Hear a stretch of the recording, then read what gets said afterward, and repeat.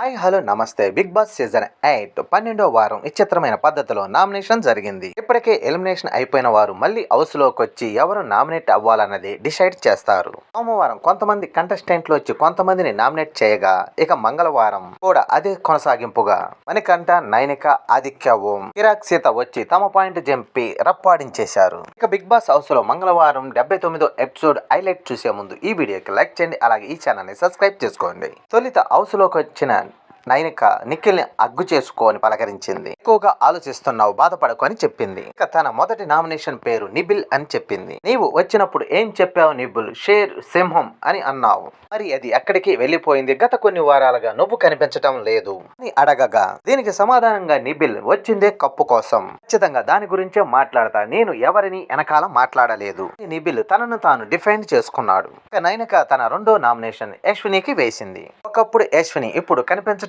లేదని, ఎప్పుడైతే నిఖిల్ ఎంట నువ్వు పడతాం మొదలు పెట్టావో అప్పటి నుండి యశ్విని మిస్ అయిపోయిందని చెప్పింది. దీనికి ఆన్సర్ ఇచ్చిన యశ్విని, నేనెందుకు అలా అయిపోతాను, నేను అర్థం కావటం లేదు, నేను బాగానే ఆడుతున్నానని యశ్విని ఏడ్ చేసింది. ముందు యశ్విని తీసుకొస్తా, కప్పు కొడతానికి ట్రై చేయమని చెప్పింది. ఆ తర్వాత వచ్చిన మణికంఠ నిఖిల్ ని నామినేట్ చేశాడు. నేను వెళ్ళేటప్పుడే నీ గ్రాఫ్ పడిపోయిందని నేను చెప్పా, కానీ నీకు ఎలా తెలుసని నన్ను అడిగావు. ఇప్పుడు నేనే చూసి వచ్చా, అందుకే చెబుతున్నా, నీ గ్రాఫ్ పడిపోయింది. ఇక్కడికి నువ్వు కనెక్షన్ పెట్టుకుంటానికి వచ్చావా, కప్పు గెలవడానికి వచ్చావా అనే క్లారిటీ లేకపోతే కప్పు గెలవటం చాలా కష్టం మణికంఠ చెప్పాడు. దీనికి నిఖిల్ వైపు నుండి పెద్దగా స్పందనేమీ రాలేదు, సైలెంట్ గా ఉండిపోయాడు. రెండో నామినేషన్ నిబిల్ కి వేసిన మణికంఠ పెద్ద మోటివేషనే ఇచ్చాడు. 4 వారాలు నువ్వు నామినేషన్ నుండి తప్పించుకున్నావు, త్యాగాలు చేస్తున్నావు, సైలెంట్ అయిపోతున్నావు. ఇవన్నీ ఎందుకు? నిన్ను ఇష్టపడే వాళ్ళు నీ గేమ్ చూడాలనుకుంటున్నారు, ఈ త్యాగాలు కాదు అని అన్నాడు మణికంఠ. ఇకపై నా ఆట చూపిస్తానంటూ నిబిల్ సవాలు విసిరాడు.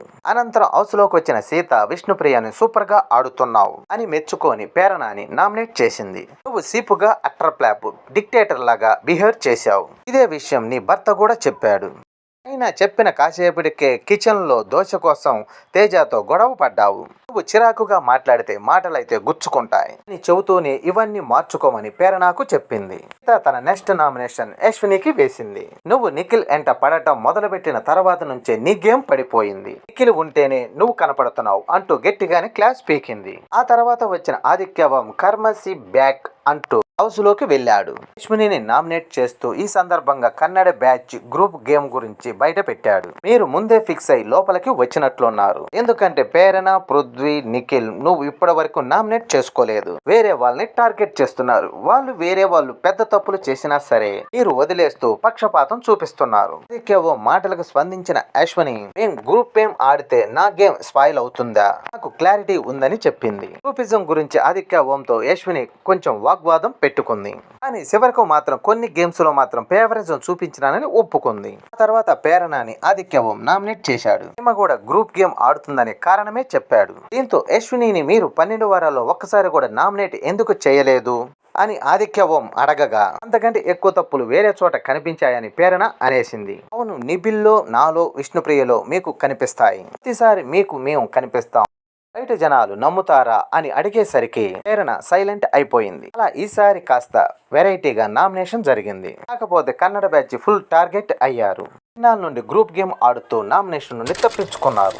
ఈసారి మాత్రం ఈ నలుగురిపై కత్తి వేలాడుతుంది. ఎందుకంటే ఈ వారం నామినేషన్ పూర్తయ్యే సమయానికి నిఖిల్, పేరణ, పృథ్వీ, యశ్విని, నిబిల్ ఉన్నారు. 12వ వారం ఓటింగ్ ఓసారి చూసుకుంటే 36.35% తో నిబిల్ ముందుండగా 29.50% తో నిఖిల్ ఉన్నాడు. 13.45% తో పేరణ ఉండగా 12.25% తో పృథ్వీ ఉన్నాడు. 10.50% తో యశ్విని ఉంది. మరి ఈ వారం ఎవరు ఎలిమినేట్ అవుతారని మీరు అనుకుంటున్నారు? కామెంట్ చేయండి. అలాగే లైక్ చేయండి. ఈ ఛానల్ ని సబ్స్క్రైబ్ చేసుకోండి.